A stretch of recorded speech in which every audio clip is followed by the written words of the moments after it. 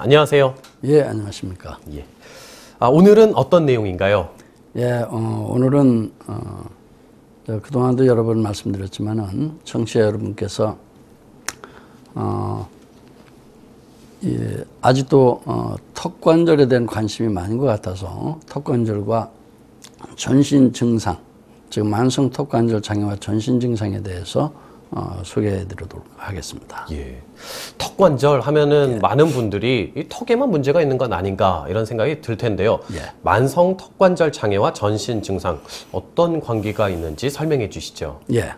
그동안은 각각의 질병이 어떤 척추와 각각 연관되어 있는지 그리고 이들 척추는 또 신경 근육 골격계와 어떻게 어떤 원리로 연관되어 있으면서 질병이 발생하게 되는지 각 질병군에 따른 관련성에 대해서 설명드리고 치료 방법을 소개해 드렸었습니다. 예. 그러나 오늘은 만성 턱관절 장애와 전신 증상에 대한 관련성 그리고 그에 대한 대응책 및 가장 또 현명한 치료법은 무엇인가에 대해서 한번 살펴보도록 하겠습니다. 예. 네. 만성 턱관절 장애라고 말씀해 주셨는데 그러면 혹시 급성 턱관절 장애도 있는지 궁금증이 들고요. 예. 급성과 이 만성 턱관절 장애는 그 나타나는 증상이 어떤 차이가 있는지도 더 설명해 주시죠. 예, 만성이 있으니까 당연히 급성도 있습니다. 예. 급성 턱관절 장애가 치료되지 않고 그대로 방치되거나 아니면 시기를 놓쳤을 경우 만성 턱관절 장애로 넘어가게 됩니다.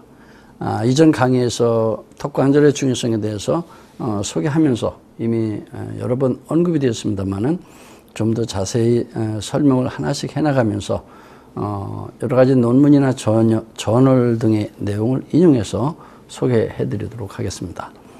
먼저 급성 턱관절 장애는 턱관절과 그 주변에 국한되어서 턱관절 주변에 어떤 관련 저울이 주로 나타나게 됩니다.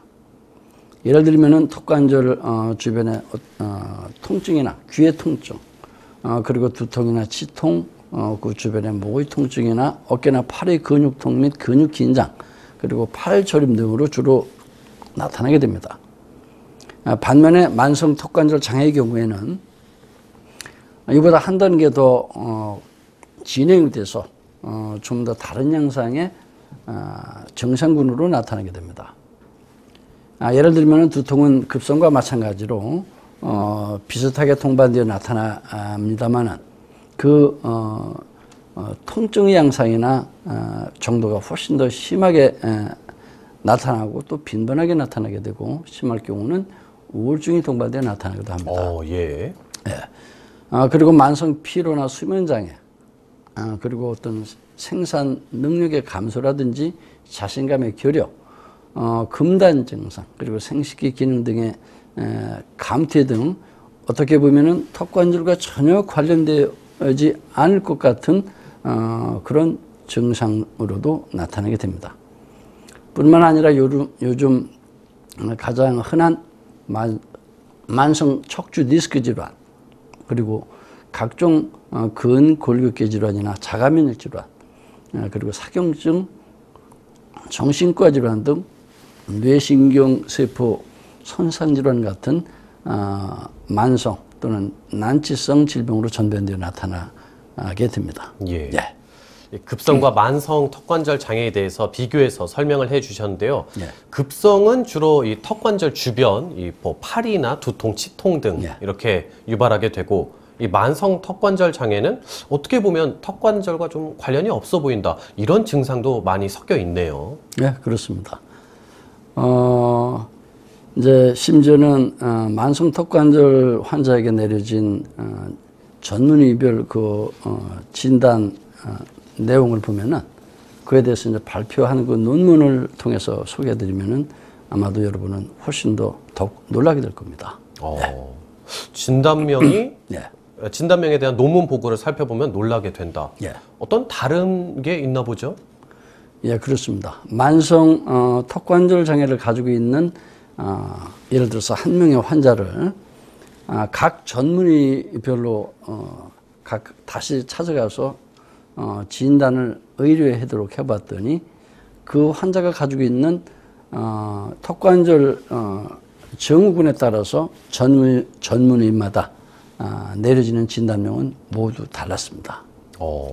어떻게 진단명이 그렇게 다르게 내려질 수 있는지 궁금합니다. 예. 한 명의 만성 턱관절 장애 환자를 각 전문가에게 보냈더니 그 전문가들은 환자가 갖고 있는 여러 가지 기능적인 신체 증후군이 자신들이 갖고 있는 전문가적 관점에서만 진찰했기 때문에 서로 다른 여러 가지 진단명을 내리게 되었습니다. 물론 제가 오늘 소개하는 그 내용 또한 2001년도에 논문에서 인용한 것입니다만은 예를 들어 치과의사한테 만성 턱관절 장애 환자를 보내봤더니 역시 치과의사한테서는 만성 턱관절 장애라는 진단명이 내려졌습니다. 예. 그리고 신경과 의사에게 보냈더니 비전형적인 안면 통증 그리고 편두통이나 긴장성 두통이라는 진단명이 내려졌고요. 그리고 이비인후과 의사한테 보냈더니 부비동형 그리고 귀의 통증과 이명 또는 어지럼증이라는 진단명이 내려졌습니다. 그리고 이 환자를 다시 알러지 전문의한테 보냈더니 다발성 화학적 감수성 알러지라는 진단명이 내려졌고, 이게 한 명의 그렇죠. 환자를 한 명의 보고하는 환자죠. 거죠. 예. 내과의사에게 보냈더니 만성 피로증후군이라는 또 진단이 내려졌습니다. 그리고 류마토이드 전문의한테 보냈더니 거기서는 섬유근육통이라는 진단명이 내려졌고, 소화기내과에 보냈더니 비궤양성 소화불량 그리고 과민성 장증후군이라는 진단명이 내려졌습니다. 이를 다시 또 부인과에게 보냈더니 월경전조증의 만성 골반 통증이라는 진단명이 또 내려졌고, 호흡기내과에서는 과호흡증후군 그리고 심장내과에서는 비정형적 그리고 비심장성 흉통과 자율신경 장애라는 진단명을 내렸습니다. 이처럼 다양한 진단명이 한 환자에게서 내려진 겁니다. 예. 네.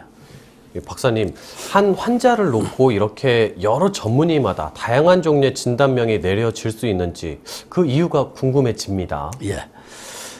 이는 만성 턱관절 장애 환자가 되면은 이렇게 다양한 종류의 여러 가지 질병을 함께 다 가지고 있다는 뜻이 되기도 합니다.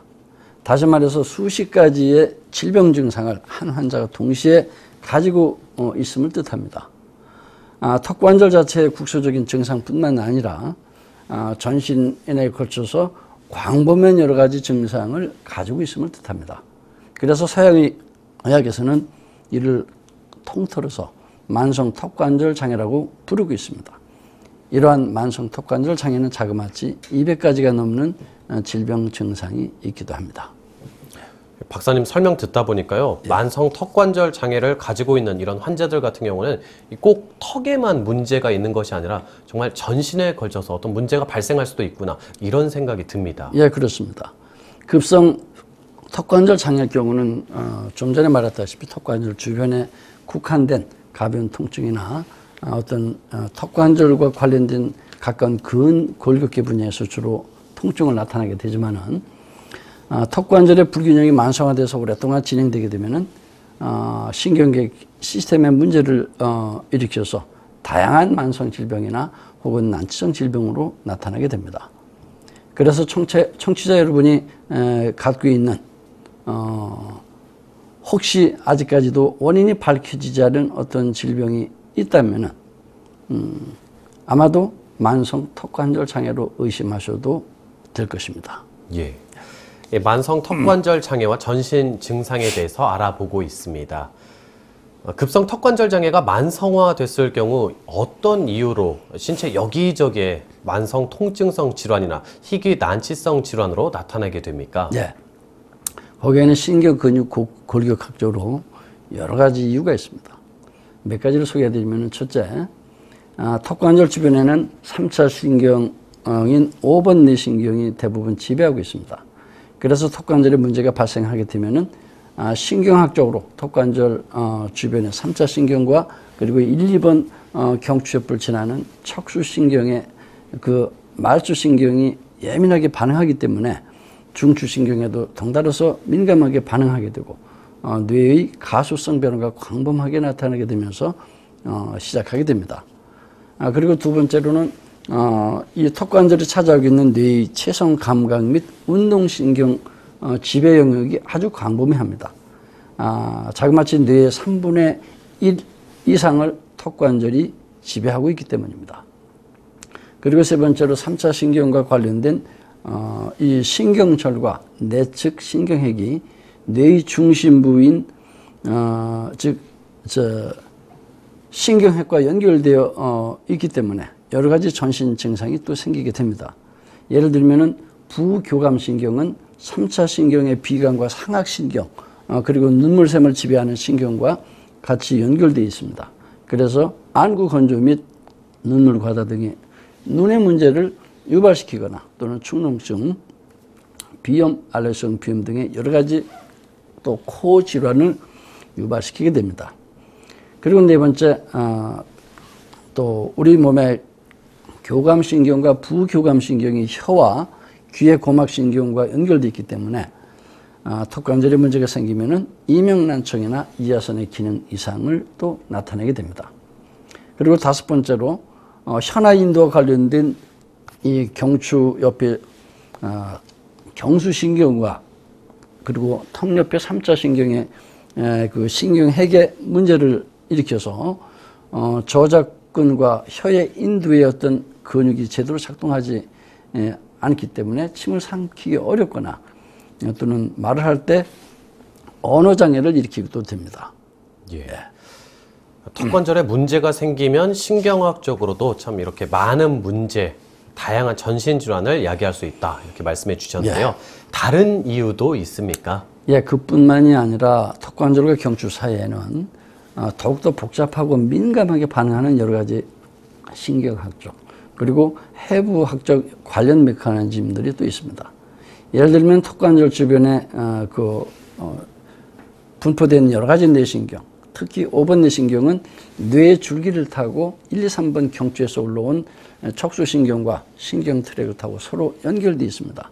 그래서 경추의 문제는 우리 저작근의 활성을 증가시키고 이는 다시 턱관절의 문제를 일으키면서 다시 또 이는 경추의 문제를 심화시키는 그런 역학관계에 또 있기도 합니다. 그리고 한쪽에 턱관절에 만약에 문제가 발생하게 되면은 이 우리 설굴과 연결된 근육이 짧아지면서 이 목이 또 앞으로 이렇게 구부러지게 돼서 목의 정상적인 C자형 커브가 일자로 펴지면서 일자목을 유발하는 기전도 있게 됩니다. 그래서 일자목이 자세 이상을 유발하고 척추 측만이나 척추 후만, 일자 허리, 골반 이상 등을 유발시키는 또 다른 원인으로 작용하고 있습니다. 그리고 요즘 저희 클리닉을 자주 찾는 만성질환 환자 중에서도 특히 현대에게서 난치성 질병으로 취급하고 있는 연축성 사경증을 유발하는 기전도 이 턱관절과 상부 경추의 3차 신경과 연계되어서 나타나는 질병이기도 하고 치료 역시 이런 기전에 의해서 치료되고 있습니다. 예. 박사님이 항상 이 자리에 함께 하시면서 턱관절의 중요성을 말씀해 주시고 또 오늘은 턱관절 장애를 통해서 전신 증상이 여러 가지 참 유발될 수 있다 이런 이야기를 또 해 주셨네요. 예. 오늘 설명드린 내용들을 만약에 이제 화면을 통해서 그림과 같이 사진과 같이 보여드릴 수 있다면 훨씬 더 이해를 할 수 있고 좋았을 텐데 하는 아쉬움이 좀 남기도 합니다. 지금까지 설명드린 내용은 턱관절의 불균형 문제가 만성적으로 진행됐을 때 나타나는 극히 우리 일부의 신경학적인 메커니즘을 소개해드렸던 것뿐입니다. 이 밖에도 턱관절과 경추의 상호작용으로 생기는 우리 신체 구조적 변화 중에서 즉 1번 경추 환추와 2번 경추 축치의 위치 변화에 의해서 이루어지는 기전을 비롯해서 턱관절과 경추 그리고 이 두개골과의 관련된 근육의 문제에 의해서 유발되는 메커니즘 그리고 턱관절의 문제로 야기된 1, 2번 경추의 구조적인 변화와 또 연조직 변화로 유발되는 전신 증상의 메커니즘 등 신경해부학적 구조적인 여러 가지 메커니즘들이 그 이외에도 아주 많습니다. 예.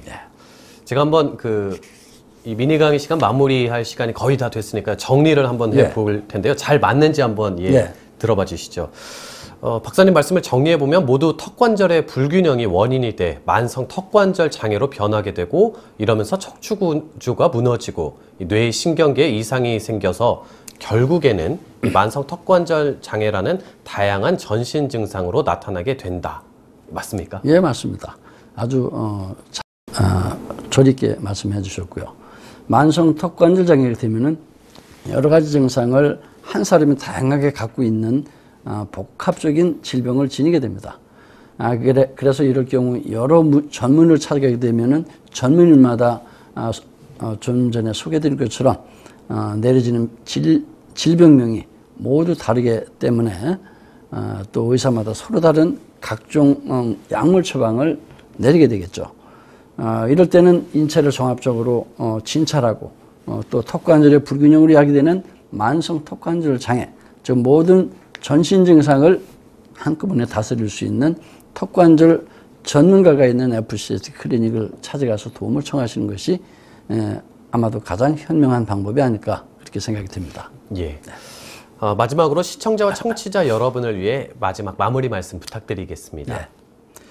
시청자 및 청취자 여러분, 여러분의 평소 생활 습관에 의해서 이루어지는 턱관절의 반복적이고도 과다한 사용이나 또 이갈이, 이약물기 등 잘못된 구강 습관은 여러분의 신체에 여러 가지 다양한 만성적인 질병과 문제들을 야기시킵니다.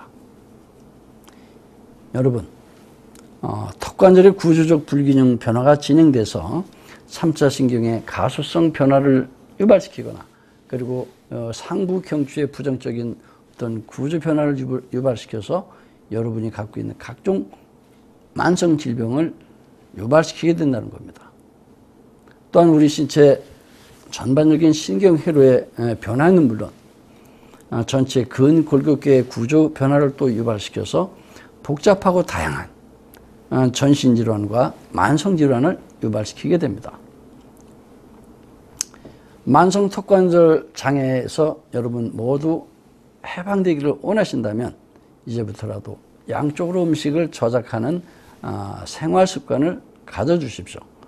그리고 이갈이, 이약물기 등의 생활 습관을 혹시 가지고 있다면 더 이상 악화되기 전에 턱관절 전문의를 빨리 찾아가서 해결해 보십시오. 턱관절의 경우는 뇌와 가장 인접해 있기 때문에 여러분의 전신 척추와 뇌 신경계에 가장 많은 영향을 미치는 관절입니다. 그러므로 여러분이 만약 턱관절이 불균형 구조를 치료하게 된다면 여러분은 턱관절에서 발생되는 반복적이고 비정상적인 대부분의 부정적인 시그널을 중단시킬 수 있습니다. 때문에 여러분은 뇌신경계에서 정상적인 기능 회복은 물론 두개골과 전신 척추 골반의 구조적 문제를 아주 쉽게 해결하실 수가 있습니다. 여러분의 건강과 여러분의 신체 균형 또는 불균형은 여러분이 갖고 있는 여러분이 턱관절의 균형 또는 불균형에 여하에 달려있다는 것을 아십시오. 그리고 CBA, TBA, OBA 등이라고 불리는 다양한 구강의 균형장치, 즉 턱관절 균형장치 등이 그 해법을 충분히 제시하고 해결할 수 있음을 알려드리고자 합니다. 감사합니다.